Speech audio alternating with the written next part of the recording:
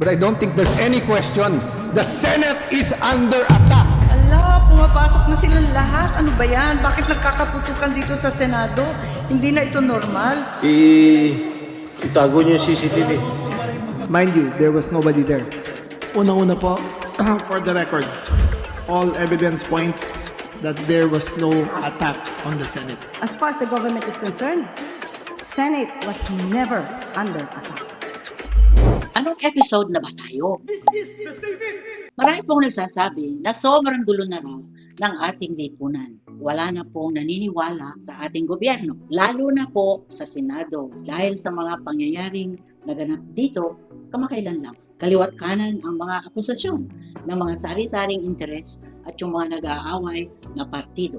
Tama naman ang mga panawagan na magkaisa tayo. Ang mga leader ng simbahan, halimbawa, ayaw magsalita tungkol sa politika dahil baka daw maging divisive at magkawatak-watak daw tayo, lalo na ang kanilang mga kongregasyon. Mahalaga ang unity, mahalaga ang kapayapaan. Sabi nga sa salita ng Diyos. Doon po sa Hebrew sinasabi, make every effort to live in peace with all men. Hindi dapat nagsaaway-away. Kung may alitan, we try to make peace with all people, anuman ang kanilang kulay. Ngunit tayo pong mga naniniwala sa ating poon ay inatasan din na magbigay boses sa mga walang boses at inaapi. Ito po, halimbawa ang payo ng isang ina sa kanyang anak na hari. We speak up for those who cannot speak for themselves, for the rights of all who are destitute. Speak up and judge fairly, defend the rights of the poor and the needy. Makikita po natin yan sa Proverbs 31 verses 8 to 9. Totoo na ayaw po natin na tayo ay magkakahiwalay-hiwalay. Ngunit tungkulin po natin magsalita para sa mga karapatan